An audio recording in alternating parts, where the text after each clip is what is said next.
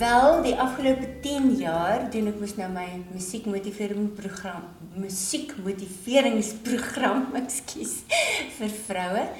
En dis gewoonlik op Saterdag, partykeer in die week, waar ek net bietjie my hart deel en my storie deel met vroue en vir hulle vertel wat ek geleer het in die lewe en wat ek glo en wat vir my die waarheid is.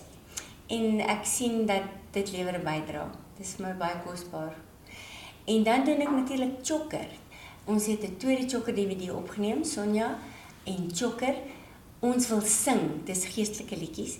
En ons tree by alle kleuterskole en al die pre-primêre skole en skole op. En by feeste waar ons nooi.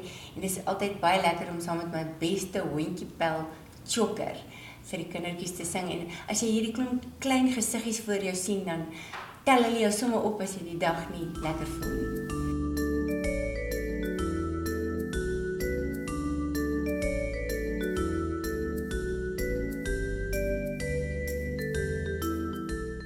Vriendin het eendag vir my gesê, daar's niks wat 'n mens so gelyk maak in die lewe en so amper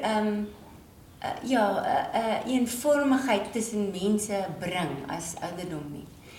En dan maak dinge wat eers so 'n issue was, dan word dit nie meer issues nie.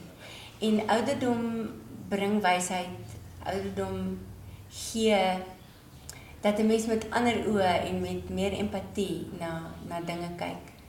So ja, ouderdom, ek dink ouderdom is nodig. Ek het ergens op 'n pakkie suiker gelees.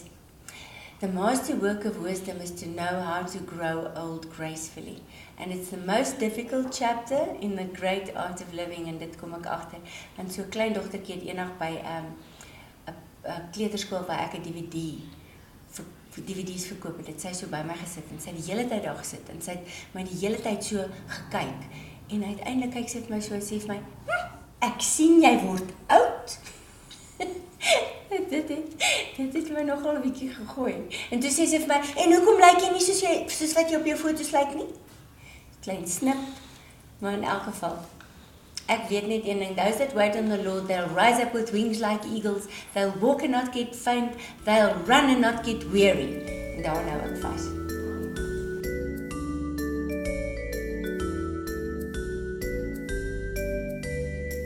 Lees. Lees en lees en lees. Ek het 'n klomp boeke langs my bed wat so opgestapel is. Ek kom nie daarby uit nie, maar ek gaan binnekort kyk of ek kan tyd maak daarvoor.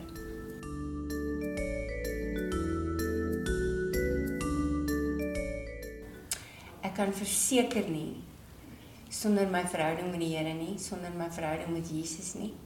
En daar's net een vers in die Bybel wat my dra. In him I live and move and have my being.